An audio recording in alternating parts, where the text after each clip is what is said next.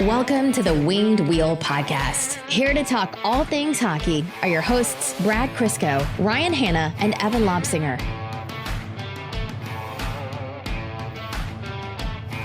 All right, well, this will be our last episode recording with a tiny square poker table draped with our flag with a, what is that, the new best recipes cookbook? The new best recipe from the editors of Cooks Illustrated. I have the Scotty Bowman biography by Ken Dryden, and Evan, you don't have any. I just have a hunch now.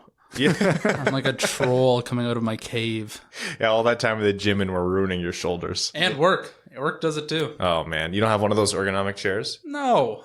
I do have a chair that like gives me like this weird an opposite hunch.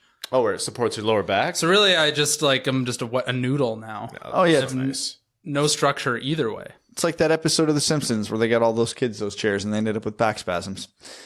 That is me. That is me. Millhouse is just all droopy on one side. My new job, the chair that I inherited slowly goes down over time. And the person before me who worked there, she was much smaller than me. So she thought I was crazy when I told her that. And so every 2 hours I have to like raise up my chair. But I've already asked for so many things from our department, like 2 monitors. How does anyone work on 1 monitor? I have 3. Yeah, I want 3. I want 3 and a vertical one. Yeah, I remember when I only had 2 and someone walked by like, why do you only have 2 monitors? It's like, I don't know what I do with the third. They're like, you'll find ways. And then I was like, okay, so I put in the order. I got a 3rd monitor. I working from home with 1 monitor is it's a nightmare. It's a nightmare. Where do I put my spreadsheets? I'd prefer not to work from home.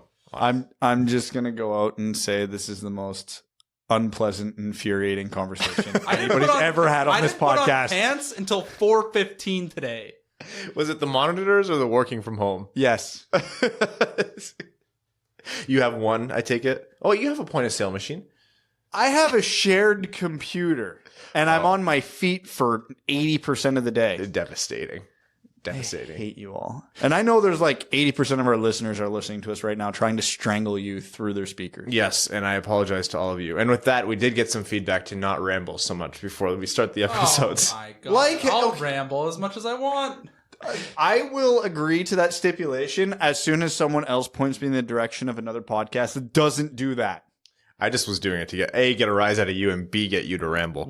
Our episodes would basically be 20 minutes. Essentially. And people want longer episodes. Oh, man. Do you remember when we thought that we would get away with being an hour-long podcast? We thought like of pure content or just No, minutes? like hour, like period. Like 60 minutes front to end and we'd be done. And the first time we had like a 90-minute one, we're like, oh, man, that was crazy. That was such a grind. And everyone was like, yeah, you're going to keep doing that. Now I'm just like that guy who's smoked for 50 years, and that's just what it is now. It is what it is. Do I have energy to be doing this today? Nope. We doing it anyways? Yeah, probably. Who knows? We're going downhill in neutral, basically. Welcome to the Winged Wheel Podcast. Just like the Red Wings. I'm Ryan Hanna. I'm Brad Crisco. And I'm no pants lob singer. I didn't put pants on till 4:15 today. The fun fact the listeners don't know, it's 3 p.m. Oh, we actually have a lot of content on this today's episode of the Winged Wheel Podcast. We just finished the last game before the All-Star break, which means we're going to be doing some Midseason Awards. Some Red Wings or League? I forgot to ask about that. Red Wings Awards or League? Why would we do Red Wings Award? Everyone loses. Because it would be the funniest, depressing topic we've ever done. Hot take: Red Wings MVP this season, Philip Zadina.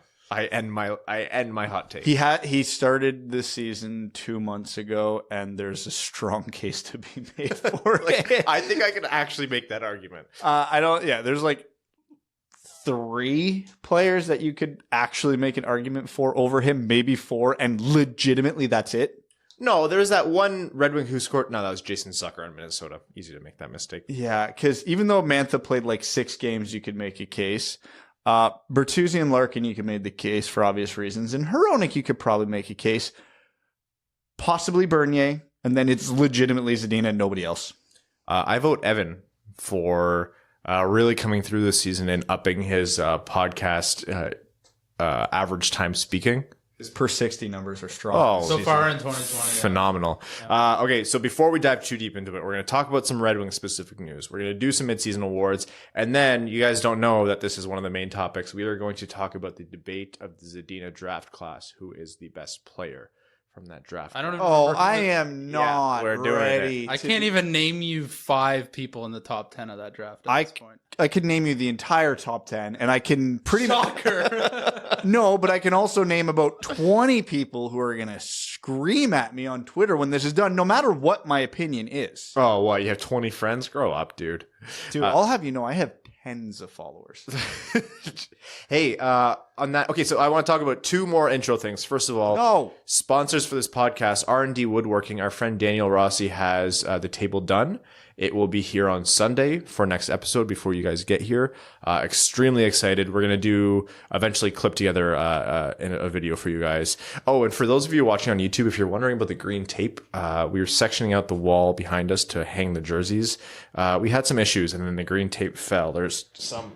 Are we going to do a jersey raising ceremony? No, it takes too long. There's some green tape right here, and Brad just threw some at me. The table will be here, and then another rdwoodworking.ca. Go check it out. And then another sponsor of the show, Everett, from Twitter at Born to Dan Hard, whose sponsors our giveaways. Always want to thank Everett for his generosity. He sent us a singing Mickey bobblehead for Christmas. Singing. Yeah, Why is it not singing right now? it's in the box. I forgot about it until this very moment. We just got home from work, man. I've never been more disappointed in you. Really? I literally, me and Really? Evan literally showed up 20 minutes late, gave you all the time in the world to get that out ready on the table and ready to sing for the intro. And it's not here. It could be our centerpiece right now. Evan and I were so considerate, showing up so late, and it still didn't happen. I told these guys 5, and then we were picking up a prescription on the way home, and I was like, hey, the prescription's taking a little while. I'll be literally just a couple minutes after 5. And Evan goes, oh, I better slow down. I was like, no, man, it's just a couple minutes. Relax. And then I check my phone, and Brad's like, all right, I'm stopping to get a car wash. I'm like, guys, I got home at 5:02. Come on. I got here at 20 after. Bite me. I beat Brad here. The door was just locked. You were literally walking past me as I was parking. You didn't beat I me still by that beat. much. I beat Brad here. Oh, I forgot to message you guys. Careful on the driveway. It's slippery. I should have tripped. I should have fallen and sued you. Yeah, you think our house insurance will pay you out enough for that? We live in Kitchener, man. $60. Whoa, jeez. See, I was a little hesitant too because you might have screwed me here because I got my car all nice and shined up, so it looks fantastic sitting on the side of the road now. And in this neighborhood, that might be a bad call. Yeah, who gets a car wash at this time of year? Someone who's got an unlimited pass and gets it washed like every 4 days. Why do you have an unlimited pass? Hook Because the it's brother up. $20 a month. Oh, Oh, you pay for it. Yeah. All right, hockey. The Detroit Red Wings. Since If we you want to call it hockey. did Terry email you that concern about rambling? Was it Terry? no, Terry has No. Terry's been dead for 50 years. Terry's gone. Okay. Anyways, We are go in ahead. big All-Star break mode. Rip Terry. The Minnesota Wild played an empty half of the ice, occupied by only Philip Zadina last night, and won 4-2. Zadina had a fantastic strategy since he didn't have any teammates to actually use the Minnesota players themselves to score goals. Yeah, he was going to find Burt for what was likely going to be a banking goal, and then Minnesota Eriksson Ek decided to just put it in his own net. It was a beautiful top corner redirection. You can't teach that. That was for Zadina to open the scoring, and then Minnesota dominated the play, dominated the shots, that whole business, and then Zadina scored again off of another triple, quadruple deflection that it looked like it might be Giovanni Smith's goal, but it ended up being just Philip Zadina's again. So Zadina 2 goals, Minnesota 4. And they won in regulation. Adam Lascaris was messaging me before saying, hey, should I put money down on Minnesota? I was like, yes, always a bet against Detroit. Like, literally always. Yeah, you would have made so much money this year. You would, honestly, why haven't we been doing that So this year? the Red Wings have played, 45 games and have 12 wins. So what's that winning percentage? It's high. Yeah, they're not. 12 out of 12 Hold on. out of 48 would be you would have won on 75% of your tickets. Let me see. They won 12 out of 51, actually. Oh my God, yeah. So you would have So over 75%. 76.5%, essentially. Woo. Yeah. So If we had bet $1,000 a game, we'd be retired. Yes. The payout's $5 on a $1,000 bet. Yeah, we'd still be retired. So the Red Wings go into this break with 28 points.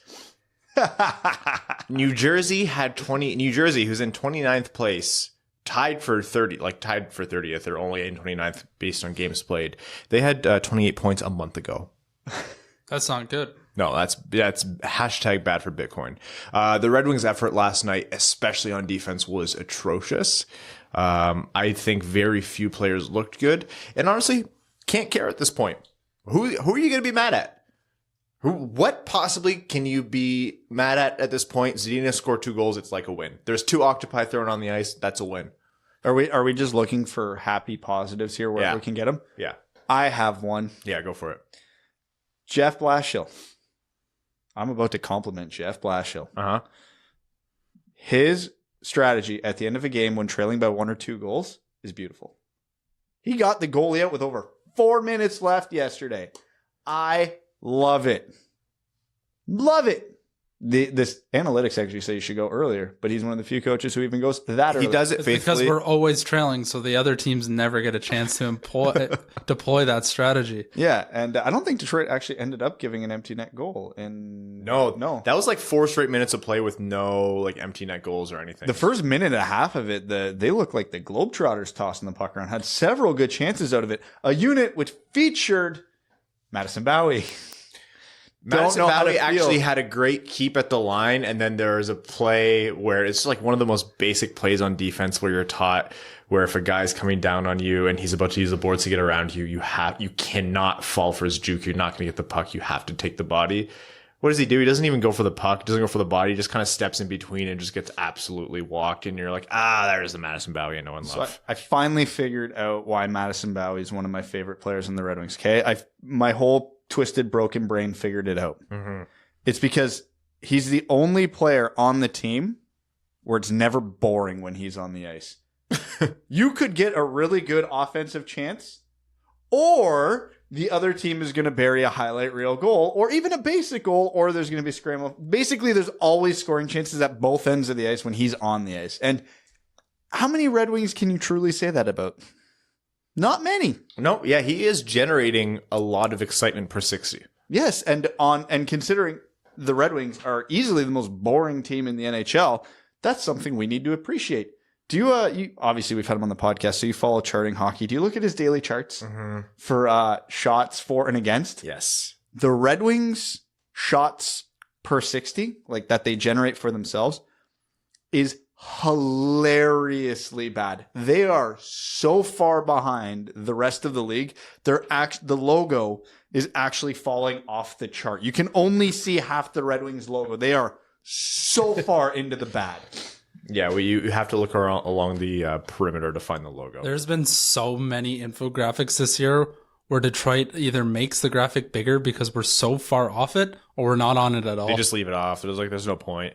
Like that playoffs pie chart. Like, I was like, where is Detroit? There should be a 0 there somewhere. No. Yeah, they're just not there. And they have 0.01% teams, and Detroit's they're not even given that grace. This has been like since December. It's funny because when you look at that shot generation chart, the Red Wings are actually not good, but respectable in terms of shots generated against. Mm-hmm. They're pretty close to the league average, which means they're not giving up that much. They're getting almost none. So they are by far the lowest event team in the NHL. By far, which gets back to our point we've been yelling about all year, that they are not only bad, they are the most boring team in the NHL. So this is my grandiose point of why we all need to appreciate Madison Bowie. Talking about some other entertainment last night. Last night was a nationally broadcasted game, which is especially fun because every time they do that, they take advantage of the opportunity to highlight just how bad Detroit is, as if it's just happening now for the first time. And they'll do that. Fair, in their defense, given everything we just talked about, if you were a non-Red Wings fan, why would you be paying any attention to this team? That's fair. Pierre Maguire dropped a little tidbit of information, I believe, at the start of the second, where they were highlighting Trevor Daley, who actually had himself a decent game, funny enough. Trade him now. Where Pierre Maguire said that Trevor Daley has informed Red Wings management, Steve Yzerman, that when his contract is up at the end of this year, he's going to look to sign with a cup contender. The implication there being that if Yzerman wants to move him to a cup contender now, I'm sure Trevor Daley wouldn't mind. Is that incredibly notable news? No, I mean, I don't think there was a world where Yzerman was going to bring Daley back. I think Daley might have just been working off of whatever arrangement he had with Holland, or might have been muscle memory, because I'm sure Ken Holland would have brought back Trevor Daley. But it is important because it means Daley's on the block, and he's one of those guys where we've talked about this, even though we might think he's not worth any assets. We've seen time and time again, teams around this league offer guys in that position, offer them 5th round picks or 7th round picks, or even as high as like 4th or 3rd round picks, depending. And Trevor Daley's name seems to carry. His reputation precedes him with his time in Pittsburgh and Chicago. And so there's a lot of, he's always among that chatter for people who don't focus too closely on the Red Wings. And if you're saying, well, teams have professional scouts whose job it is to not make these dumb decisions, well, Milan Lucic got traded. You know, a lot of worse players have been traded. Columbus was offering a pick for Nick Cronwall last year, and like I love Nick Cronwall, but last year was not a year to be offering assets for Nick Cronwall. There'll be teams that inquire about Trevor Daley, and if we get anything more than a 5th, that would be if they get remarkable. If they get a 5th, that would be remarkable. Yeah. We got a 6th for Jakob Kindl way back when, and I would argue Kindl was better then than Daley is now. For sure. And he got a 6th. Was Kindle better than Bowie is now? No, because Kindl didn't generate. Yeah, he didn't have the offense. Yeah, he didn't have the offense, which is what he was supposed to have. Yeah. No, I think everyone laughed, and like, you know, rightly so. It's not like Daley's going to be anyone's going to be moving mountains to get Trevor Daley, but people really underestimate how much teams value veteran depth, especially for the playoffs, and B, how much name value carries. This league, you know, we get into so many conversations on podcasts and on Twitters and on Reddit and blogs and whatever about what trades make the most sense. And then we remember GMs don't read that shit. We're not the GMs. They have their own way of thinking. A lot of the times it's different. We don't always have a good pulse on this kind of thing. So something wacky happens, like a first for, who did Pittsburgh give up a first for? Ryan Reeves. Yeah, Ryan Reeves. Something like that. Like these kinds of trades always happen. And I think you can, you bet your bippy that if Steve Yzerman gets an offer of a 6th round pick for Trevor Daley, he's doing it. What is my bippy? I don't know. Isn't that like what white people call their grandparents? No. There's a very creepy children's YouTuber named Blippy. Is that what you're getting at? How do I know Brad's an father? unspecified part of the anatomy. But the phrase is, you bet your bippy, or an alternative, you bet your sweet bippy. I'm not. That's I'm a just gonna body bet my part? normal bippy for now. Does it say body part? Unspecified part of the anatomy, yeah. Nobody better ever refer to that as a bippy. Or a sweet bippy. I don't think that's the body part they're talking about. I don't care. Anyways. Yeah. You know what? This is I a really rabbit hole want- I don't want to go down. Urban Dictionary. Let's see what they have to say. no. Oh, I'm sure this won't be full of bigotry. Oh, it means your bottom or your hiney. You bet your hiney. Yeah. I'd rather you say I don't know if that's better or worse. I think it's a lot better than what you were implying. Anyways, Yzerman will take a trade, a low end pick for Daley, because Daley's gone. I would trade Trevor Daley for conditional 7th round pick, and that condition is that the team he goes to wins the Stanley Cup and he scores the overtime goal in Game 7 of the Stanley Cup final to get the pick. One other thing is that a lot of people are saying Pierre Maguire, what does he know? The guy's a con, blah, blah, blah. You can not like Pierre Maguire. I'm not a fan of Pierre Maguire. If the guy's one thing, it's connected, right? Like, he knows people in the hockey world, and he wouldn't just go out and say that so definitively if he didn't have that information. It's also not crazy out of this world information, right? Like Trevor Daley wanting to continue to play and be competitive and win a cup in his ladder towards the tail end of his career. Yeah, it makes sense. So Player on historically bad team wants to go to good team. I don't see the logic there. Brad, if you're wondering where shot suppression comes from, look no further than Dylan Larkin's shot suppression chart. There we go. Yep. The shots against reduced by 15% in his own zone when he's on the ice. Just as Dylan Larkin for Selke. Yeah, well, unironically. Maybe not this year, but no. Yeah, because he's probably still like a minus 15 on this team. Yeah, no one on this version of the Red Wings. Fun fact, one of the Red Wings candidates for MVP is tied to for being on the ice for the most goals against in the entire league.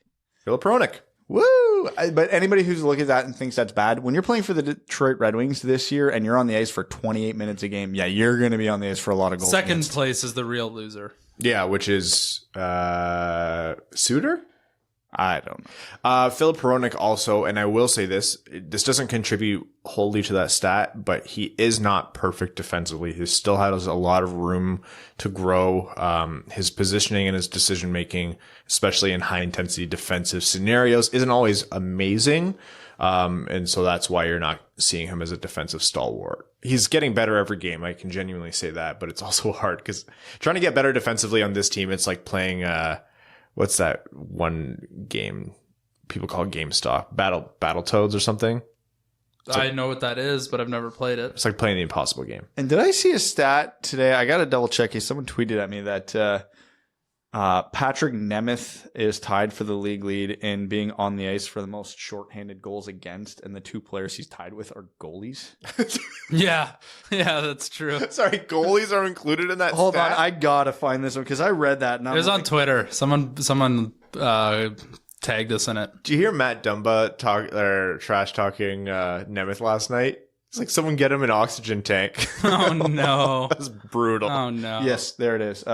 Power play goals on ice against 26. Patrick Nemeth tied with Jonathan Quick and Pekka Rinne. God, that's The goalies should not be included in that stat. They just have to be there. well. That means Patrick Nemeth is by far and away.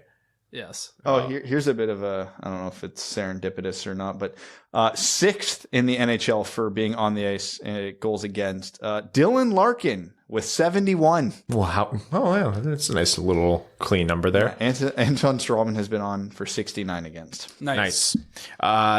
Good news from the Red Wings. Nothing if not predictable. Philip Zadina, with his 2 goals last night, is now scoring at a 25-goal, 47-point pace over a full season this year. And over the course of his career through 35 games, he has 18 points, which puts him over a half point per game. So for anyone screaming bust, rest easy. This kid is panning out. I'm screaming bust. Stop. The one that they're going to build of him in the Hall of Fame. That was impressive, Brad. That was good. And for everyone screaming Quinn Hughes, fine, we'll get to that later. No, we won't. It's Philip Zadina first overall. Fight me. I'm thrilled to see Zadina score those 2 goals on the national stage. What did you tweet, Brad, about they don't talk about how they went in? Yeah, they don't ask how, they ask how many. Well, he's had a lot of bad puck luck this year. To see him get 2 lucky breaks to result in goals is just the law of averages. Yeah, it was nice. He had himself a good game on the national stage, flying over to Grand Rapids where they were actually playing Minnesota's AHL team, the Iowa Wild. Yeah, next time you scare me about Moritz Seider, Ryan, I'm unfollowing you. Did you see the video? No, I didn't see the video. I saw your tweet. No. And I'm like, yeah, no, this is bad. I deeply regret opening Twitter. Moritz Seider took a bad, awkward hit in the boards and looked like he was in a lot of pain and then came back like 5 minutes later. So, crisis avoided. It's just the German machine. Mm-hmm. They're nothing if not resilient. A bunch of Red Wings were sent down to Grand Rapids. I'm sure most of you know, but just in case you don't, it was Giovanni Smith, Zadina, Cholowski, and Calvin Pickard. It's literally because the Red Wings don't play again until the January 31st after the All-Star break. God. This is going to be the most stress-free week I've had all year. Oh, yeah. Okay, Midseason Awards. Let's do it. Okay. We are going to, this is relevant because the Professional Hockey Writers Association released their midseason awards. So we'll go through every award that they picked and pick our own and debate it if there even is a debate at this point. All right. We'll start with the Lady Bing because that matters the most. Okay. Brad, you're starting. Zdeno Chara. I'm with Jeff Merrick. Every game he goes out there and doesn't actually kill someone with his bare hands, he deserves it. Evan, do you have a Lady Bing winner? Do you even care about the Lady Bing winner? No. How do you even pick the Lady Bing winner? It's the best player with the fewest penalty minutes, so it's Nathan McKinnon. Yeah, it is. Austin Matthews, I don't think has a lot of penalties. His mustache is pretty offensive, though, so I don't know if we can give it to He showed his bum. He was mean to His Danny bippy. He showed his sweet bippy. So I don't know. Oh, Ryan O'Reilly always has like 3 penalty minutes. yeah, but Tim Hortons might disagree with his gentlemanly conduct. I'm sorry. Ryan O'Reilly was doing us all a favor because he knew from the beginning how bad Tim Hortons coffee is. Yeah, he knew the change was coming. Is there an anti-sponsorship? Because that's what we're going to get at this point from Tim's. Tim Hortons is going to pay us to Called shut a up. cease and desist. Okay, the Comeback Player of the Year award. Comeback Player of the Year. Ooh, I was mentally preparing for like the actual awards. I think this one's easy, and my vote goes to Anthony Duclair. After the ride he's been through in the NHL, how he's been legitimately let down and pushed to the side and told he'll never make it by multiple different good coaches, for him to come back and produce like he is that's the easiest pick for me. That's a good pick. That's a really good candidate. I'm trying to think if there's someone a little more off the radar that people might not talk about enough that deserves some recognition, but none are coming immediately to mind. It's been They picked Willie Nylander to win this one. And what they mean by Comeback Player of the Year. That is stupid. They mean Toronto media was super mean to him, and he had a good year after that. So Maybe you shouldn't post ridiculous hipster pictures on Instagram. I would rather a player post ridiculous hipster pictures than show his bippy to a security guard, you know? True. This is a valid point, but I'm still no. It is not William Nylander. Max Pacioretty came third in that voting. What did he do? Let's see that. Patches? Yeah. I don't know. Did he just have an off year last year? Was he injured? Yeah, he had a really rough year. It's only been 2 games, but I'm gonna go with Justin Williams. You piece of garbage. I honestly have no idea. This is a hard one because you have to like kind of know a lot about a lot of players. Yeah, all the really like okay, really, really off the board, but probably legitimately warrants at least a conversation given the circumstances around everything. Jonathan Bernier. I knew you were going to say that. He's been unreal this year on a horrible team coming off 2 subpar seasons. Yeah, but how are you going to convince him to vote for a guy who's... He's got a 907 on the 28-point Detroit Red Wings. Do I need to say more? It's a 904. Who cares? It's over 9. This is one that they I think do. I would go with Duclair. I can't think of a better candidate there. This is one that they do that's not a real award, but I wish it was. The Rod Langway Award, which is to the defenseman who best excels in the defensive aspect of the game. I mean, most of the superstars in the league generally, because I hate this award because people goes, okay, who's the best defenseman who doesn't produce offense? But that doesn't necessarily mean they're not good defensively. So on this one, I hate you. I am going to defer to an article that came on The Athletic. They did the players poll and they asked the entirety of the NHL, who is the best defenseman? Like defensive defenseman. And they went with a guy who puts up a healthy amount of points, but is the best defensively, Victor Hedman. Victor Hedman, I think, is the right pick there. Jacob Slavin is also another good one. Roman Josi is having himself a great season.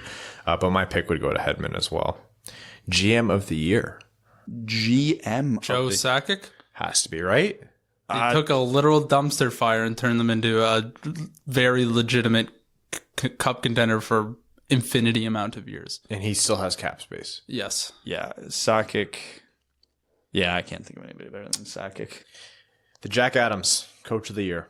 Oh, this one's easy. John Tortorella. Thank you. Yeah, that's who I would pick too. There's someone else. God, Columbus is in a playoff spot when everybody, think? us included, were predicting them to maybe finish bottom 3 in the East. They lost Artemi Panarin, who's one of the best players in the league, and they lost Sergei Bobrovsky, and they're winning with the And guy. they lost Matt Duchene, and their starting goalie has been out for like a month now. And they have more points this year through the same number of games than they did last year. The only other one I can think of is I can think of Pittsburgh, Mike Sullivan. They have had a bajillion injuries to all of their key players, and they're still in the hunt. Mike Sullivan won for the Professional Hockey Writers Association. I'm guessing Tortorella was second then. Yes. And then Craig Berube was third for St. Louis. Can you vote for fired coaches? Gerard Gallant? Bill Peters? The Vezina. Ooh, this one's tough. There's a lot of contenders for that this year. I think Connor Hellebuck's the easy pick, but I'm a big fan of what Darcy Kemper was doing before being injured. Elvis Merzlikins, no. Maybe by the end of the year. Maybe. Binnington got a lot of award recognition despite playing less than half a season last year. So you never know. Yeah, Hellebuck's the obvious one. I still throw Robin Lehner in there. Yeah. Chicago was supposed to be bad again this year, and they're very much in the playoff race right now. And Lehner's having another huge year. So I'll say Ben Bishop didn't have a good start, but that team's coming around, and he is a freak. I think he'll win. Ben Bishop was number 2. Connor Hellebuck was number 1, and Darcy Kemper was 3rd here. We did the Lady Bang, the Calder Trophy. Is this even a question? This has to be one of the easiest Calder decisions of. I think so, but I'm not entirely sure you're going to pick the guy I'm going to pick. Who's all right? On 3, you do it. 1, 2, 3. Cale Makar. Attaboy. Oh, nice. Yeah, it's Cale Makar. Quinn Hughes second in that voting, which makes sense. Victor Olofsson of Buffalo. I like that. Sure. Yeah. Why not? Cale Makar, lights out. No surprise because we saw him in the playoffs last year. Makar is going to get Norris votes. Yes. Of course he's going to win Rookie of the Year. The Selke Trophy. Okay. Who good defensively, but also score points? If we're going by the, you know what? I don't care. I'm going to say him every year until he gets serious recognition for this. Sean Couturier. He's the easy answer in my mind. Yeah, he's the guy. Sean Couturier, legitimately one of the most underrated players in the NHL. Not because he doesn't, I know people think, no, he's good. He's legitimately a top 10 player in my mind. He's the most underrated player in the league because for some reason people still think Alex Barkov is underrated. Like, no, we know. This isn't a secret anymore. It's Sean Couturier wears that crown now. It's the Patrice Bergeron trophy until they amputate both of his legs, and he'll probably still get a bunch of votes. He gets so many votes for this award. I legitimately think he'll finish like 6th the year after he retires, just out of habit. Like, I need another person to write down. I'll just put Bergeron. The Norris Trophy. Oh, this is John Carlson. Does it have to be John Carlson? It has to be John Carlson. He is so far ahead of the pack right now that it's almost boring to pick him. I know, I get it, and I would probably pick him too. But I think maybe I just want to look up one thing about Roman Josi because I Cale think Makar. Well, that wouldn't be bad. I think I might actually have Makar on my like top 3 ballot right now. Legitimately. No, it is John Carlson. You're right. But is he still on pace for 100 points? No, right? No, he's close. He might be. If Dougie Hamilton didn't just get injured for the rest of the year, he would be a very serious candidate. He would have got a lot of looks for that. The Hart Trophy. Who's this going to? Oh, my God. There's a lot of candidates. Until this team gets anyone with a heartbeat who can play hockey, it's going to be Connor McDavid. It better be Connor McDavid. McKinnon, I will hear an argument for. That is it. There's a lot of guys who are close to these guys, but it is these 2 guys. Connor McDavid is playing with Evan's Beer League team, and they have been leading the division for good chunks of this season. Connor McDavid is the best player on the face of the earth. Connor McDavid has the least amount of supporting cast. So by both, whatever definition of this award you want to go with, whether it's simply best player or most valuable to his team, the answer is Connor McDavid. Don't try to get cute. Don't try to pick underdogs. Don't try to get this guy. No, it's McDavid, maybe McKinnon. Everybody else is on a different plane. Man. You basically are the guy whose team sucks, but you're unreal. Bad time for me to vote David Pastrnak then. No, I'm kidding. I vote McDavid. Did you guys see all the details about McDavid's injury over the summer? There was a documentary, wasn't there? They're just going to air Friday night. Miniseries, real hot right now. Everybody's about those miniseries. People tried to Game of Thrones ruin extended series for everyone. Yeah, we that's why we can't have anything nice. No TV talk. Yeah, sorry, TV continue. Talk. Sorry, Terry. He didn't hear you. Here's my concern and my question is what's going to happen how do I phrase this? Is what's going to happen better than that? Is what happened to Erik Karlsson going to happen to Connor McDavid where he was so far ahead of the pack, he should have won it every year, but the writers just didn't vote for him because it was boring? Probably. It's actually, I think a good comparison is LeBron James where people say, like, if you look at objectively what this award is supposed to be awarded for, like the best player in the league, if that's the metric you're going to, this league would be boring because LeBron James would have won league MVP every single year. And that is Connor McDavid. His team sucks. He drags their lifeless corpse every single year to be better than what they are. And he's the best player in the world. You know what's going to happen? Edmonton's going to miss the playoffs by like 1 point, and they'll be like, oh, can't vote for him. They didn't make the playoffs, even though the division champion in that division's probably only going to be 3 points ahead of them. The Connor McDavid is performing this season when last year when he crashed into the net and he had that injury, his PCL, which is an incredibly important ligament in your knee, cut clean in half. The back of the knee joint, there's a lining there completely torn. Not only a bone bruise, but a crack in the front of his tibia.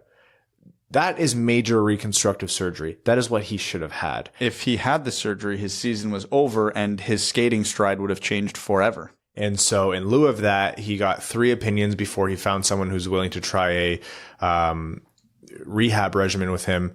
And it pretty much, it was the first time anyone had done it this way. It was the same kind of doctor or clinic that Andy Murray used, that Bianca Andreescu used. And it's turned out well enough, although there was a point in the season where it looked like he was hampered by something. Regardless, you hope there's no long-term injury. And 2, he's doing this coming off of that offseason. Are you kidding me? Like, he had to put in 8-hour days from the moment he got that diagnosis through training camp. He came back for the first game of the regular season. That was his first game time. He played no exhibition games. Absolutely crazy. This guy's the best player in the world. It's not close. Yeah. Sidney Crosby. It's still a thing, but he missed a quarter of the season, and that's always held against players. So, did you see his everything since he's come back? Yes. What a freak that guy is. He always has this thing where people are like, oh, is this the downturn of Sidney Crosby from the concussions, from this, from that? Then he comes back and just embarrasses people. Man, Pittsburgh's going to win the cup. If you can lose that many of your star players and still tread above water, that is terrifying. That's why this year was the first year when we did our preseason rankings, or like our They're going to trade for Mike Green. They're going to trade for Mike Green. Take him. Do they have any draft picks left to give away? No. Who cares? You scorched earth until Crosby and Malkin are literally dead. You're in your window until both of them retire. Yeah. I stopped betting against a team that has Crosby and Malkin because people don't understand that they're not just 2 franchise players. They're 2 generational talents. Like, they are 2. I don't want to put a number on this. Crosby's easily a top 10 player of all time by the time it's all said and done. And you think they're unreal when they're both in the lineup? They both raise their game when one of them is not, and it's terrifying. It is legitimately horrifying for everyone else. They have their first for the next 3 seasons. Come on down. Mike Green's worth each of them. Would you take a 6th? Yes, yeah. Yeah, I don't care. There's nothing. Although Mike Green is out for a couple more weeks, so there's that annual. You just say you turn Justin Schultz into a power play quarterback. Think of what you can do with Mike Green. Ooh. This whole thing with Connor McDavid. So actually, fun fact as an aside. Are there any more awards? No, that's it. That's it. We didn't disagree a lot, which is annoying. Maybe at the end of the year. Okay. My dog was outside while Evan and Brad got here, and she loves them, and she's now hears and smells that they're here, and so she's literally just sitting outside the door waiting for this to be over. Sorry, kid. No, it's because she heard weird noises coming out of this room before we started recording. What were the weird noises? Barking. Oh, yeah. Brad was literally barking at my dog. I thought I was weird with Brad's dogs, but here we are. Okay. A lot of this chatter about Quinn Hughes. I've seen a lot of debate and a lot of discussion, unfortunately, regarding Zadina, which I really thought there was a general consensus on this, but I guess that was naive of me to assume. But talking about Quinn Hughes being possibly the best player, including Rasmus Dahlin, to come out of that draft class, and who messed up the most. I think it's an interesting topic, and I think it's definitely worth talking about because, Quinn Hughes is absolutely lighting it up, right? Simple question right now, off the top of your head, is Quinn Hughes the best player to come out of his draft class? Not even close. Not even close? You don't think he's made it close? Have you seen Rasmus Dahlin? Have you seen the numbers and the comparables for what Andrei Svechnikov is doing this year? They are still the top 2, and in my mind, that's not up for debate. They are both unreal. Dahlin's going to get some votes for the Norris this year.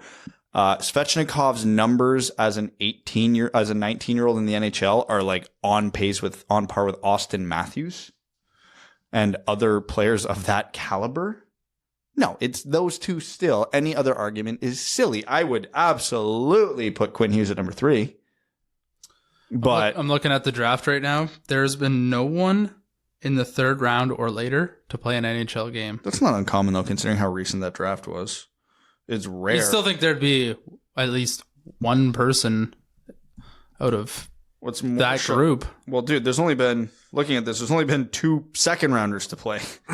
Yeah. So, Quinn Hughes has a higher points per game than Andrei Svechnikov and Rasmus Dahlin. points per game. Yeah. That's impressive. He's got 37 points in 53 games. Svechnikov has 82 and 132, and Dahlin has 72 and 123. Oh my God. Dahlin. Yeah, but you know what doesn't factor in? What? The fact that this is Quinn Hughes' first season and he's 20 years old, and both of those two played in the NHL at 18. Excellent point. Quinn Hughes also played college, so he played against more mature bodies, so you'd assume that he'd come in more ready. So Quinn Hughes is playing his rookie season right now, and he's 1 year older than both these guys, and they've already played 2 seasons. Like, it's not comparable. It's still these two. You would still say Dahlin, then Svechnikov, and then... I would very legitimately make a case for Svechnikov number 1, but I would still go Dahlin. I think Carolina would still take a forward. I think if it were if you flip Buffalo and Carolina, I think they'd still take Svechnikov, yeah. I think, yeah, you make a good point that Andrei Svechnikov, people seriously overlook just how good this kid is. I'm just saying, though, Quinn Hughes is like I was wrong about Quinn Hughes, and we were for sure. I think we were cool on him, and then we kind of came around to like we said we'd be okay, but he wouldn't be our first choice. I'll never listen to our old episodes, but I feel like I said no to Quinn Hughes. I think we had him ranked like 7th or 8th, which is almost exactly where he went. Yeah. So it's not like we were ranking him in like 15. We all ended up landing on Bouchard, which would have been the Red Wings' choice if Zadina didn't fall to them. Holland just confirmed that. Who's been really good. Boqvist who is also high on our list, has been very impressive in Chicago. That whole class, like, you know what? I actually haven't been following Barrett Hayton too closely. There's been one person in the top 10 who hasn't played a game, and that's Vitaly Kravtsov. Yeah, and I would say out of the guys who have played, there's been 2 that I would think have underperformed their draft slot right now. And I'm going to even count Barrett Hayton as, yeah, you could justify it. And Arizona's super high on him right now. Yeah. So Yeah. I would say timing will change. I would say Kravtsov looks worrisome and Kotkaniemi looks worrisome based on where they were picked and who is available. Yeah, in my opinion, I think if you're a fan of Montreal, I don't think Ottawa fans are going to be mad about what Brady Tkachuk has done. They were at the time, but I think they've severely warmed up to that. If you're a fan of Montreal who took Kotkaniemi or Arizona who took Barrett Hayton, you are having some questions about whether or not they could or should have taken Quinn Hughes. I think if you're a Red Wings fan, like if they ended up taking Bouchard over Hughes, then yeah, you can really have that fair argument. That one would sting right now. For sure. But nobody was expecting Philip Zadina to fall. Like we were essentially like trying to meme it into existence before that draft. Like where did I drop? I don't fucking know. Do you think we listened to you on this podcast? I'm leaving that part in. Perfect. That's there. Yeah, segue back. That's our segue. Keep talking. I got distracted because someone came to the door that I wasn't expecting, but that's where we're going to carry in. No, I think it's too early to tell, and especially with Philip Zadina falling to where he did, all of us were over the moon. Pretty much every other team in the league, except Vancouver, who at the time genuinely believed they had their home run pick, would have taken Philip Zadina. All the teams that were lower on Philip Zadina than Detroit had already drafted by then. If you obviously aren't happy that we got Philip Zadina at where we were, you're a liar. Every single person, when he was still available, was jumping out of their shoes to get up to that draft board and draft him. I never thought in my wildest dreams that we would be drafting Philip Zadina. No. We were losing our minds. There were people, I will give credit to people who were clamoring for Hughes. Like there were fans who wanted Hughes from the beginning. They were very exposed to him because he played for Michigan. And I respect that's that narrative that makes sense. Yeah. A lot of people look at that. They looked at that with, who was it this year? who played in Chicago or something like that. It was Caulfield, right? Was No. it Caulfield? Turcotte, yeah. that was it. And then we were all like, oh, God, no, please no. Yeah. And they took Kirby Dach. So I think those fans, for sure, you get the I told you so, no doubt. But for the most part, I don't really think you can be mad about the Zadina pick. Every single draft that's ever happened, someone who, didn't get picked where they should have ends up being the best player in that draft or something like that. They end up being way better than projected. And that's not what the point of it is. You pretty much have to pick who you perceive to be the best player available there. And I think the only time when you can really be upset or terribly upset is if you miss something obvious or whiffed super hard. If you go off the board and it's wrong, that is when you should be upset. Stop looking at what other teams have and look what we have. We have a Philip Zadina who's undoubtedly one of the best players on this team already and hasn't played a full NHL season.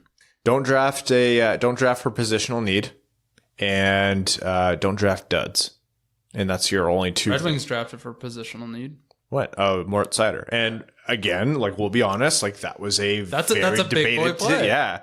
If you're going to do it, it's got to pan out. And credit to that draft team. That's Tyler Wright's draft team, and Steve Eisman okayed that pick. It's looking great so far. He hasn't played a single NHL game, but yes, I would agree that so far, everything we've seen, I would project him to be a solid NHL player. Anyhow. Yeah, everyone gets all bent out of shape about draft stuff that's already happened. I know. It's so easy to go back and have 20/20 vision. And I guess it's kind of hypocritical for us because we do episodes upon episodes of. I'm sure I've said a bunch of players were going to be garbage and that now they're unreal and vice versa. Yeah, of course. If we were right about it, we'd be on a draft team. Yeah. Are we redrafting this or doing our own list or what are we doing here? No, I just want to talk about it. Okay. I'm sure Brad's got the 6th round done already. No, I was just doing some mental math in my head that I guess didn't matter. Well, sorry to exhaust you, bud. That's why the lights were flickering around here. I had Philip Zadina in the top 5. I'm not going to bite. Because we have actually a really important topic to talk about. No, we don't. I know what it is. It was reported that Gritty is being investigated for assaulting a minor. First, they take Harambe from us, and now they want to take Gritty? When has the world gone too far? We have not survived the 4 years that came after Harambe leaving. If Gritty is gone, if they retire Gritty, that is the harbinger of doom and the apocalypse. It's the worst demise to a discipline since Jimi Hendrix's death. What's the accusation that he ran full speed and punched a kid? In the back. At a season ticket holder's meet and greet, and no one saw it, and then the dad only wanted stuff to make it go away? Come on. This can't be real. It didn't happen. Honestly, if it did happen, it just makes me like Gritty more. He's living every adult's dream and punching 13-year-olds. Well, we're saying this, we're joking about this now, and we're going to see the video, and it's going to turn out that he it's oh yeah, hung the kid by the toes, and beat the hell out of him. No, it's Gritty's for the people, and if that kid got punched in the back, he probably had a punchable back. There's a reason. There had to have been. Honestly, when I saw that, I was like, is this real? And I read it. I was like, I guess. It came out around the same time as that whole Mr. Peanut business. I'm like, I can't tell what's satire anymore and what's not. The Onion is now not the Onion. No. The Beaverton is still having a field day, but the Onion legitimately fired all of their staff, and they just copy and paste the headlines from CNN. This is true. Is this the first case in the history of the world where there was an abuse case where it looks like a minor was struck, hit, abused, assaulted, whatever you want to call it, and everybody's on the side of the assaulter? The big gut, googly eyes. The accused. The allegedly. I feel like the alleged perpetrator. Yes. And apparently they offered to let the kid go down on the bench for warm-ups and get all this signed stuff. So what's the problem? And then they declined getting that stuff, even though the dad said, oh, can you just let him go in the room? But then they're like, yeah, you can go down on the bench. He's like, not good enough. Now we're going to press charges. What? What are you talking about? I want the room. I'm I'm just so worried about being on the wrong side of this. I know. The video's going to come out. We can clip this in in a week or something. Yeah, I'll just go and delete the episode. Because I hate you guys, I'm going to do a tankathon and sim the lottery and Detroit. I mean, they only moved down one spot. Quentin Byfield. Yes. That's an acceptable result. Hey, the Red Wings missed out on drafting one Quentin, so might as well not pass up that opportunity again. Is Quinn short for Quentin? Quentin, but spelled with Quintin, like a weirdo. Like Tarantino. Is that how Tarantino's is spelled? I think so. No, isn't Tarantino's Quentin or something? I apologize. No movie talk. Oh, sorry about that. Sorry, Terry. Rest in peace. Trade besides Daley, any other tradable assets at this point? They are all. If it's not some weird Athanasiou trade, it's whatever team overvalues our defenseman like Mike Crean. Somebody's gonna want Darren Helm. God, please! I need. Someone's gonna I want. need the joke to go away. They're gonna go for Glendening first. I can't say my feed literally during the game. It could be like 2-2 in the third period. Hey, maybe Darren Helm will score. Please let Darren Helm give the puck to Darren Helm. I just can't anymore. I've been saying that for 10 years. Here's the problem. I like Darren Helm. I really like Darren Helm, and I'm sick of Darren Helm. I just can't anymore. It's not funny. I think it's actually gone so far that I think some people are taking it literally now, and I think that's what ruined it for me. When it was just obvious satire and humor and sarcasm, it was great, and now I don't think it is. Yeah, I'm with you. I don't know what is and isn't satire anymore. We are going to get over to overtime. And on midweek episodes of the Winged Wheel podcast, that is Patreon exclusive. We're going to start with Alex Zucco says, hey fellas, quick question for you. Obviously forward looking because I can't bear to break down the roster for the remainder of the season. Let's talk 2020-2021 defense. Hronek, DeKaiser, Nemeth are all locks. Would you predict the remaining spots to go to Cholowski, Sider, and Bowie/Biega, assuming they resign one or both of them? Yes, that's exactly that's the safest bet right now. Or do you think Stevie goes shopping for another Nemeth type guy? Maybe, but it'll be for a warm body situation, and it's impossible to predict when those. Somebody's bound to get hurt on that backhand. Hey, do you know who's a usable warm body? Madison Bowie. Problem solved. Bonus question: has Giovanni Smith played his way into being a roster lock for the remainder of the season and potentially starting with the big league club next season? Honestly, I don't think that much of Giovanni Smith, at least not as much as the rest of the fan base, but it sure as hell is better than the rest of that bottom six. So yeah, I'll say yeah. Someone tweeted, and I'm sorry for forgetting who you are. Giovanni Smith is doing what we should be paying Abdelkader to do right now. No kidding. Yeah. Is he injured? I haven't watched games recently. Is he in the roster? Who, Smith or Abdelkader? Abdelkader. Oh yeah, he's playing. Oh no. Playing on a line with N and someone else. Oh, that's why. And Smith, which is ironic that Giovanni Smith now has 2 goals. Mm-hmm. Yes. And he's played a month, if that. Yeah. So I like Giovanni Smith. I don't know that he would be a regular on a good team, but on this version of the Red Wings, hell yeah, keep him up. Who cares? Yeah, he playing power play. He's gotten a couple goals and he brings some entertainment. So he's on Zadina's power play unit. That's how injured this team is, and that's resulted in a couple goals. Zadina's goal against Pittsburgh was off a Giovanni Smith screen, and Zadina's second goal against Minnie was in the Giovanni Smith chaos. Yep, he does good work in front. He does his role well, and good for him. Josh Terrell says, hey, Dub, definitely a supporter of letting the tank run its course, but do you guys think it's worthwhile to make some moves in the offseason just to simply stabilize the culture of the team? The current situation is currently not ideal for young players coming up, and we'll have plenty of next year. Thanks as always. Yeah, they need to make a move, but it's not on the roster. Yeah, I agree with both of you. I think the Red Wings need to make sure that this season is their worst season of the rebuild. This current one? Yeah. Yeah. Next season, they need, I would honestly replace almost the entire coaching staff just to get new voices in the room. Finish last. Who cares? But just you need more veteran leadership in the room, yada, yada, yada. And I agree that you need that, but good young players don't listen to bad old players. You need to bring in a good old player, and the Red Wings don't have any of those. Or at least someone who's very, very well respected. Like, I'm sure no one is complaining that Trevor Daley. They're basically the same person. Trevor Daley is in the locker room because everyone thinks very, very highly of him.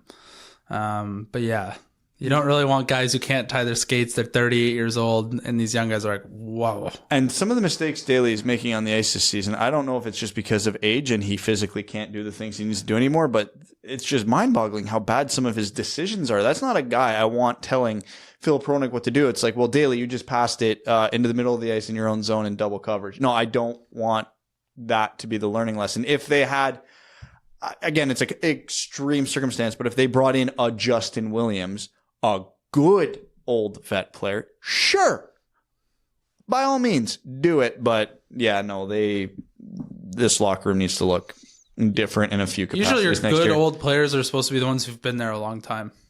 Yeah, and like, again, you look at probably the best example the Red Wings have right now, which is either Filppula or Glendening. But again, those aren't the most skilled players in the world. Those aren't the guys that need to be mentoring a Philip Zadina. If Dylan Larkin was 30, he'd be the perfect mentor for Philip Zadina. But Dylan Larkin is 23. Yeah. So he's 3 years older than Philip Zadina. So I'd say Danny DeKeyser is sort of older than everybody. Yeah, but he's got to be there, though. He's got to be there, but he seems like a super likable guy that young players would gravitate towards. Matt Cheney says, "Hey boys, Zadina is sure filling net so far. Can't help but think, however, that he wouldn't be on his goal pace if he wasn't on the first power play unit. If Mantha wasn't hurt, that would definitely still be his spot on the power play. So my question is there a number one power play configuration that you can think of where both Mantha and Zadina are on it? Wouldn't hurt having two laser beams as a threat that the goalies would have to be aware of. Thanks for the great content as always." They both kind of sit on the right side, so I shy away from that. You can't put them on the same unit. The true benefit to Mantha coming back would be giving Zadina a second workable weapon on this second unit. Because if it were me, I'm pulling Robbie Fabry off that first unit and putting when Mantha comes back. So then you could in theory have Fabry, Cholowski, and Zadina working the second unit, which all of a sudden isn't great, but it's respectable. That's two guys who could definitely get him the puck. Giovanni Smith seems to be doing adequate net front, which means you really only have one black hole on that unit, and that would be in the bumper, which is admittedly probably the least used position on a power play. So it's not the worst thing in the world. Or if you wanted to balance it out, do what they were doing at the beginning of the year, put Cholowski on the first unit, and then you have Hronek on the second unit, so you can tee off from both sides. There's options there. So I'm not mega concerned about Zadina going to the second unit. And quite honestly, looking at the last 4 minutes of the game yesterday, when Minnesota took that penalty, that power play was running through Zadina. Yeah. So they think very highly of him in that spot at this point already. He's not Mantha, you're right. So you have to split up the units. But I think the second unit gets a lot better by default just because of Zadina being there. Liz B says 51 games played and a negative 90 goal differential. Holy Ferk, as awful as everything has been, at least Hronek, Zadina, Bertuzzi, and Mantha before he got hurt are at least some positive NHL level things. Oh, we didn't talk about Mantha maybe being out for the year. It might be for the best because that's going to save some money on that next contract. I still sign him long term for the record. What a brutal thing to happen. In a season full of brutal things, that's among the worst. Only 31 games left in this abyss of a season. Hey, at least it can't be any worse than this next season. Hey, we started the season 3-1 with Anthony Mantha on a heater. So maybe in the real long-term view, maybe it was for the best. Shay says, fellas, I'm blown away to read some of the hate that non-Wings fans have for Ken and Mickey in the booth. Maybe a biased opinion, but I've always felt like they're the most entertaining announcers in the game and much better than anyone on the national broadcasts. That's a low bar to clear. And yes, I'm aware of how sad it is that we have nothing better to talk about than our announcers. Thoughts? People don't like them because they do exude a little bit of homerism, but I think they do it in the most tasteful way possible. If you don't like Ken Daniels, you're an idiot. Every broadcast, the home announcers are homers. It's just to varying degrees. Like, watch a Bruins game. Oh, my God. The Bruins can do no wrong, and Jack Edwards will literally yell at opponent. A Bruins player could take off their skate, go into the stands, and kill 5 people, and they'd be complaining that they got a minor penalty. Yeah, it's awful. It's all relative, right? Everybody hates everyone else's announcers. I thought that's how it worked. I'll say this, Ken Daniels does something better than anyone else, better than any other local broadcaster, which is announce other teams' goal with energy. Yeah. Like Colorado's terrible. They're like, and he scores. Yeah, Phil, I'll never forget. I remember I had to watch Colorado's broadcast, Philip Zadina's first NHL goal. Brutal. It was a go-ahead goal with 2 minutes left in the game, and it was the 6th overall pick's first NHL goal, and he announced it like it was the 10th goal in a 10-1 game with 8 minutes left. It was embarrassing. Arjun Shankar, who got our flag I saw that on a broadcasted NHL game. I love him for that. You did? Was there a picture? Oh, yeah. video. Yeah. It was Where? literally up against the glass. He was up front row. We took a picture of it. It's the podcast account tweeted it out. I'll send you it after. He was up against the glass. He got the Winged Wheel podcast flag there. So Arjun, we are forever. Were they playing Detroit? Yeah. Oh, It was Detroit, Colorado. Yeah. Yay, we're famous. We're famous. That is the moment where we made it. Arjun said, so I had a great time at the Wings and Avs game on Monday. I gotta say, if you're gonna watch the Wings lose, the best way to do it is with glass seats, free beer, and free food. I had prime rib, green beans with garlic, and more beers than I care to admit before the game even started at 1. After the game, I got a hat signed by Perlini, Biega, Pickard, and Bilesma as well, which might not be the best lineup, but most of the players walked behind the curtain as they left, which I informed was very common after a loss. One thing I'll say though is watching on the glass, it's way harder to see the mistakes. Basically, the whole game, I was like, holy shit, everyone is frickin' fast and big, and I can never even attempt that pass. It could be because I'm not a hockey player, or it could just be the difference between watching most games on TV or in the upper bowl than suddenly watching a game from ice level. That being said, do you think Blashill would be able to see what we see if he coached the game from the press box instead of behind the bench? Every coach watches every game on film after the game. Yeah. So he's seen it all from our He has the perspective tape. as many times as we had.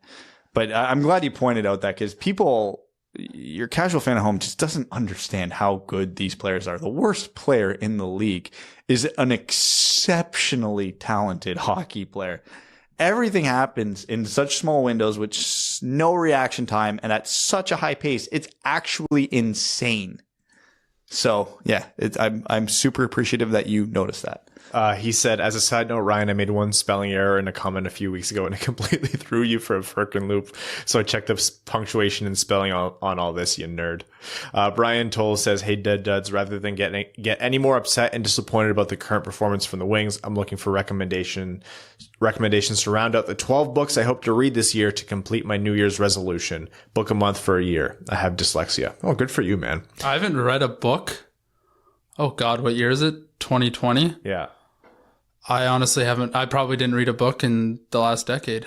Yeah, bold of you to assume I have time to read a book. I don't even have time to watch the movie adaptation of these books anymore. So I guess I'll have to start taking more vacations where you sit around and do nothing. Oh, it's nice, man. That's what I did on the cruise. We just sat on the deck and read. It was great. That sounds awful. I hate that with a passion. I had an ice cream cone, the sun. Of course, everybody does that on a cruise. It's a cruise. There's nothing They else just to do. crush ice cream. Oh, I had a sickening amount of soft serves. You know when your metabolism flips from like young man's metabolism where you're always skinny and then all of a sudden the gut doesn't go away? Is it, was it like serve yourself ones? Yeah. And they just keep going and going and going? Yeah, that cruise is when it happened. he was just like a hamster under by the end of the cruise. Pretty much. One time, I kid you not, I said to Mel, we were in our room ready to go to bed. I said, hey, I'm just going to go fill up our water bottles. And she went, okay. And I was gone for 10 minutes. So I could have a full ice cream cone. And then I came back down and then I just went to bed. And then the next day I was like, hey, I have to admit to you, I went upstairs and I scarfed a chocolate ice cream cone. She goes, yeah, I know you did, you idiot. I could smell it on you. Those trips are dangerous. I've only ever been on one of those trips in my life. And I think I gained 12 pounds because Crystal had to explain to me 19 times. So when we went to the one resort down in Mexico, I'm like, so there's all these restaurants. She's like, yeah. I'm like, and they're all free. We don't have to pay. You paid for it. But We it's free paid to for it. go Yeah, into yeah, yeah. them. I'm like, so I can go in there 12 times and pay nothing. She's like, yes. I'm like, are you sure? I'm like, yes. And I'm like, I'm supposed to tip the wait staff. She's like, no, but I'm like, but I'm going to. Like, I can't walk out of there without It leaving. certainly gives you some perks when you tip. You do Yeah. it early in the week to establish your guy Yeah. or your girl, whatever.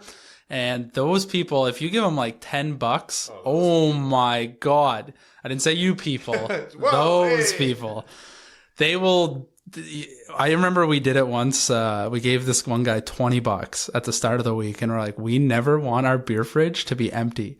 That guy showed up every single morning with a 2-4. I was still hammered, and that thing was stocked the entire trip, and it was the best $20 we ever spent. Brian's comment goes on to say, started the year off with Nick Lidstrom, The Pursuit of Perfection. Highly recommend it to any Wings fan. I also finished Shattered Ice by Steve Seftel, Kitchener, Ontario guy, former NHL player and second round pick. Steve, who? Seftel. It might be spelling He's from thing. Kitchener? Yeah. How the hell do I not know who this is? The story of his NHL debut, which was against the Wings, alone was worth the read. I also grew up watching him play for the Baltimore Skipjacks, Caps farm team at the time, so it was like reliving those days. I bought Shift Work by Ty Domi, tough guy, the Bob Probert story, and I started Shift Work only because it was delivered first. Other than the Down Goes Brown book, which is on my list, what other books would you recommend? If you're looking for hockey books, I loved Phil Esposito's story. I thought that was really great. I've read that one a few times. If you're looking for non-hockey books, oh man, I don't know. I've not read enough. I don't read ever. Let me get back to you on that, because I want to think of a few good hockey and non-hockey books. Peter Polshansky says, what's up, you guys? Have you heard anything about the National Roller Hockey League startup? If so, what have you heard? I just heard about it this morning, and the only info I have is teams are in Detroit, Grand Rapids, Port Huron, and St. Louis so far. Could be interesting. I have not heard of this. I'm not a big roller hockey person, but I mean, that's cool. I'll watch any version of hockey, so if it's broadcast, I'm in. Apparently TSN in Canada, I forgot to mention this, picked up the rights to that 3-on-3 hockey league that's coming. Do you remember the 3HL? Yes. That came through I had a bunch of buddies playing that league, and they said it was the biggest gong show. So I am so curious to see how this new one works out. Haroon Khan says, hey guys, pretty sure after all this time watching the Red Wings that Applicator is getting $4.75 million or whatever the exact amount is to talk about the university he went to during every TV timeout or during the intermission to fill the time, because poor Ozzy and John probably have nothing good to talk about. Now for the on-ice performance, he jumps over the board and he goes around in circles in the D zone and tapping every player with the stick, hoping for a bounce so he can pick it up and skate down the ice just to dump it in and go off for a change. That's what he does every time he's there. That Abdulkader end guy line, I don't know if I'm overreacting, but it seems like every time they come on, the opposing team has a huge shift or they just score. Against the Wild, this line iced the puck 3 times, and guess what? Wild scored on the third face-off. Why does Abdulkader have an A? In times like these, the leader has got to talk to the room and step up his own performance. All he talks about is how fun it was beating the University of Michigan or whatever, and how beautiful the LCA is. The worst part is he's here for a long time to come. Let's go Red Wings. Yeah. That's it, basically. Slowly coming to terms with the bad contracts on the Red Wings is a painful process, and there's over 700 players in the NHL currently, and this guy is at worst in the top 3 worst contracts in the NHL. So that should put it into perspective. Chad Hiersack says, hey boys, no comment this week. Just made a picture that I feel is more relevant this year than the year that I made it. It is Jeff Blashill hiding. It's the Here's Johnny picture, but it's Jeff Blashill, and peeking through the broken doors, the Detroit Red Wings logo. That's Peter Chiarelli. Is that Peter Chiarelli? That's definitely Peter Chiarelli. Why Peter Chiarelli? Oh, it looks similar. Yeah. Stephen Clary says, whoa, we're halfway there. Whoa. Chicken on a bear. The season's a nightmare. That's not bad. Someone's got to go steal the click remote from Adam Sandler and fast forward to the lottery show so we can get the most disappointing part of the season over. When we fall from 1 to 4. Will the Matthews method be the new go-to for avoiding the All-Star game? I see a lot of players taking the free trip if the festivities were in Florida/Vegas. Cheers, lads. Only 31 to go. Put it somewhere where people want to go. No one wants an All-Star game in Columbus. No one wants an All-Star game in Edmonton. Put it in Vegas. Put it in Florida. We're in done. Florida next year, so we're done. That's it. Change the All-Star game. Get rid of the All-Star game. Do something more fun instead. Everett says, howdy partners, shall we wrangle? Only 3 rounds left before the winner is crowned. This round is for all 3 of you, and I will be the judge. This will require some honesty on your part. On June 23rd, 2017, the Detroit Red Wings selected 9th overall Michael Rasmussen. Upon hearing the selection, I kind of drew my eyebrows in together and murmured something like interesting in a particular tone to signify I might not have made the same decision. At the time, I was high on Gabe Vilardi, and since then it has become obvious that it was for the best that I was not in charge of making that decision. At the time of the draft, considering who was available at 9, who was it that you were hoping the Red Wings would select? Would the Red Wings be better or worse if they'd taken your hopeful selection? I was between Liljegren and Vilardi, and I was hoping to God for Liljegren because I knew that the Red Wings needed defense. And yes, they 100% would be in a better position. Even if Liljegren ends up being a second pair defenseman, that's at least a more solid defensive core. I will defend that to the death. Liljegren shouldn't have fallen to Toronto, and I believe he would have been a substantially better pick. And I'm sorry to say it, because it's really tough on Rasmussen, and he still could pan out and be useful. But yeah, I think Liljegren would have made the Red Wings a better team. I was between Liljegren, Suzuki, and Brandstrom. Brandstrom, the jury's still out in. The other two would have definitely served us better. It looks like out of everybody that I was kind of hoping for, Suzuki would have been the winner. And instead, he's on a division rival. I liked Owen Tippett a lot, so here we are. Ryan's favorite bastards. Oh, sorry about your Packers, but also I'm not. Hey nerds, let's talk about the NFL draft. Since the Lions are continually a disappointment, who should they draft? Is it time to draft Matthew? I broke my back twice carrying this team, Stafford, or a lineman of sorts. Also, why can't the Lions draft well past the second round? They should be Packers and learn how to scout and also make it to the NFC Championship with your first year head coach. First of all, whatever. Secondly, you can't hurt me. I've never had any hope for the Lions, and thus I am already dead inside. Third, I don't think they should draft Tua. I think they should. They're picking third, right? Yeah. Who's picking first and second? It's Cincy and who? Cincy and Washington. Washington. So Chase Young is going to go to Washington. Cincy's going to draft Joe Burrow. Yeah. Ooh, that's going to be tough.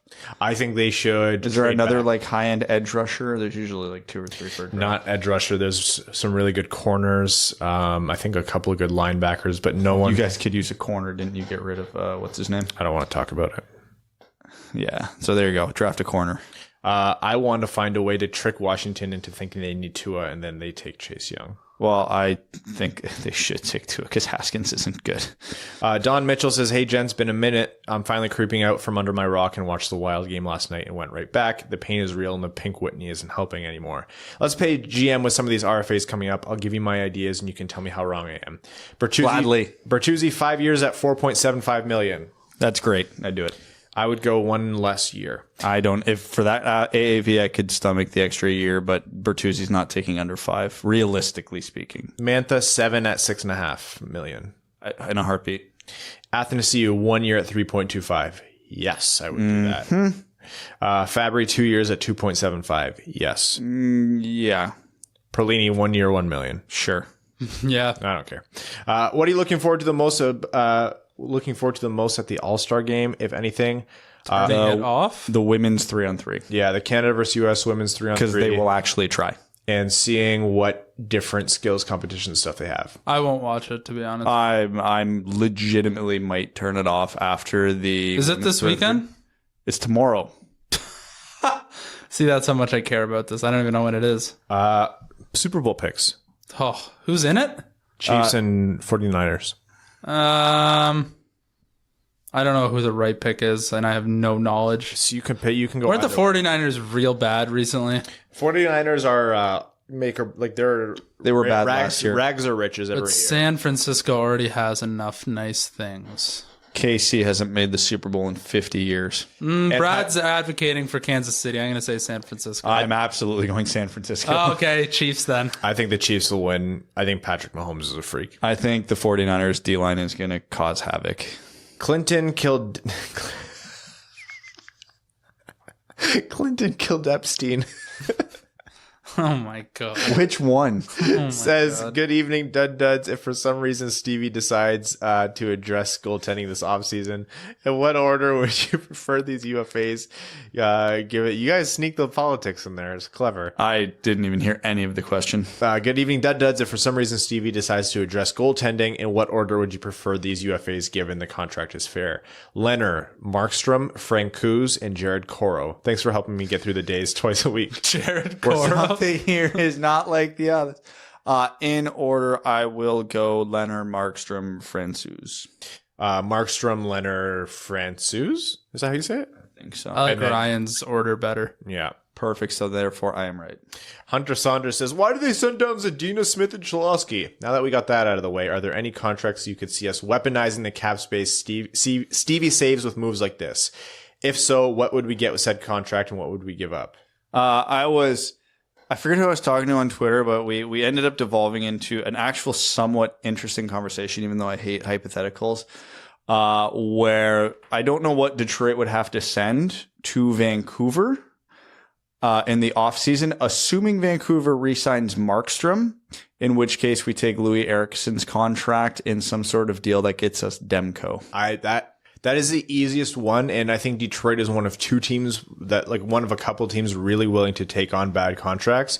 Louis Eriksson's actually not as bad as people think, but he's just overpaid. He's actually had a bit of a resurgence the last couple weeks in Vancouver, so I don't know they'll be super desperate to get rid of him at this point, but I would gladly take Louis Eriksson and whatever asset they want to give, but if that's Demko, then I will gladly add to that. The one that the conversation that we were having on Twitter revolved around was because Vancouver has a lot of depth scoring issues. So it's like, basically, how do we get Eriksson, also get Demko, and the Canucks get Athanasiou was kind of the hypothetical here. Who has to add what, where? And I can't remember what we settled on, but I think there could be something there for one of the more egregious contracts in the NHL. Yeah, there's a few guys like that around the league, but I think Vancouver's in the prime position because their GM is really trying to extend this team's competitive streak, I suppose. I'm of the opinion that Vancouver shouldn't be operating in this way, but Jim Benning thinks differently, and he's a GM and I'm not. They've got elite players at every position. They've got the elite centerman, they've got the elite winger, they've got the elite defenseman, and they've got two potentially top-end goaltenders. So he's got a framework to work around. He's just got a lot of dead weight on that roster still. Gladly would take Louis Eriksson, even if it means adding a second in exchange. How many years does he have left? I think 2. Yeah, we're going to do a little bit more of like a trade targets in that sense down the road. Michael Berry says, hey guys, if Mantha's done for the rest of the year, what contract do you give him? Have a good one. As long as we can for as cheap as he'll accept. 7 by 6, I think would be cheaper than he would. Would you go 7 by 7? Probably go. I'd almost go 8 by 7. Oh, sorry, I forgot we can do 8 because he's. Yeah, I would. For what the value Anthony Mantha was providing before he got hurt this year is absolutely worth $7 million plus. Had he played a full season at the pace he's playing, we're talking 8 plus. Anthony Mantha will be 26 to start next season, so I'd be hesitant to give him more than 6 years. Yeah, 6-7 kind of rides him. Well, if he wants at 6, you're giving him a much higher AAV. If he wants 8 years, 8 years, $6 million. Yeah, I'd do it. Oh yeah, he's a type. He doesn't rely on speed. His game could age, has the potential to age pretty well. Not that he's Ovechkin, but in the same mold, in the sense that even if the rest of his skill set completely drops off, he can stand in that one spot on the power play and just tee off. Yeah. Stay Fresh Cheese Bags of Fournier Company says, hey there, fellas. Just thought that sometimes I reply to other Patreon comments here, so whenever Ryan starts the Patreon segment, you all react to the post count. I get a good chuckle. No, it's probably my fault. Looking back at the Rasmussen draft, while not necessarily graded as a bad pick at the time, it's hard to justify it with Nikash still on the board. However, the draft commentators overwhelmingly likened him to Dave Anderchuk, a third-line skater and a first power play unit guy. I don't think he'll put up anywhere near Big Dave's numbers, but I'd like to see him back in Detroit next season and starting to assume that role. Where is he next season? Has to be Detroit, right? There's no reality in which it's not Detroit. He's already spent a year in Detroit. He's been so injured this year in Grand Rapids, but has played reasonably well when he's been healthy. And Detroit's power play sucks. So, yeah, you need him up.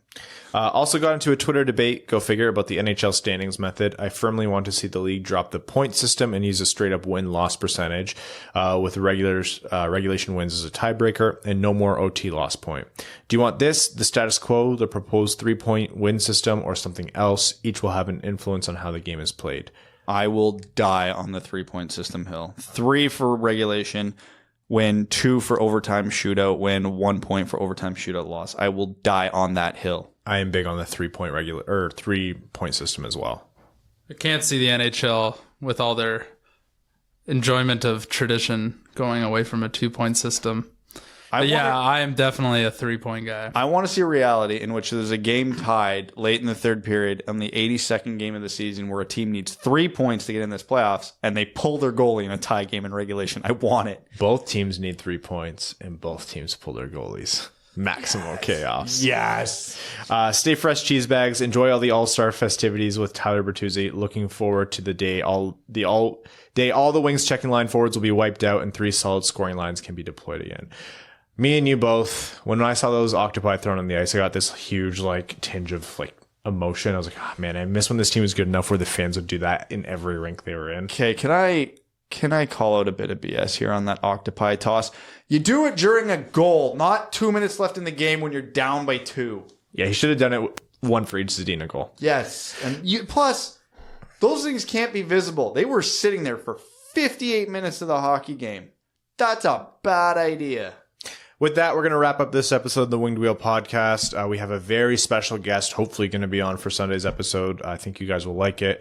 We'd like to thank all of our listeners, our name-level Patreon supporters, Everett Johnson, who's the supporter of our giveaways, RG Woodworking, who's going to have our awesome custom Winged Wheel podcast table that we can't wait to show you, Ryan's favorite bastard, Andrew Bohan, Scott Martin, Kayla Thompson, Mitchell Shinkowski, Aaron Taylor, Jacob Turner, Matt McKay, Matthew M. Rice, Luke Johnson, Mike Reed, Ryan Lewis, Langabir, Clayton Van Dyken, Kalen Wood, Hassam Al-Qassem, Arjun Shankar, bless your soul for getting our flag on national television, Charlie Elkins, Hannah Lee, Sean Levine, Connor Leightonen, Danny Jr., Craig Kibble, Rob Thiel, Simon Anderson, John Evans, Kay Waz, and Stan Olson.